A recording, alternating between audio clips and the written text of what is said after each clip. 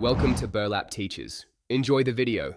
In this video, I will explain how to connect a domain updated. Start by logging into your registrar, find your DNS or name server settings, and choose whether to use registrar DNS or custom name servers. If using DNS records, add in a record for your root domain and a CNAME for www, pointing to your host or CDN.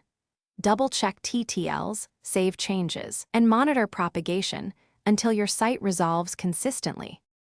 Log into your registrar account and open DNS management right away.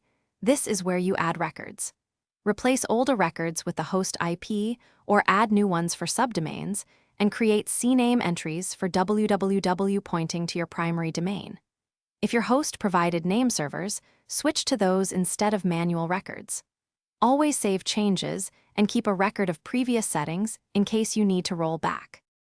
Quick recommendation: if you are juggling domain setup and meals, try leak-proof containers to keep lunch worry-free and your desk clean. They seal tightly, save time on prep, and prevent soggy salads during long setup sessions.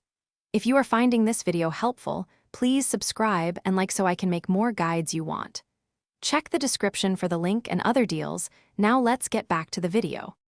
If your domain doesn't resolve immediately, expect propagation delays and give it time while checking using public lookup tools.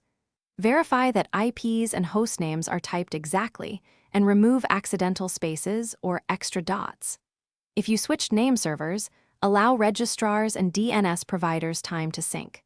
Flush your local DNS cache and test from different networks to confirm updates. Keep support contacts handy in case of persistent misconfiguration. Thanks for watching. Consider subscribing if this video helped you.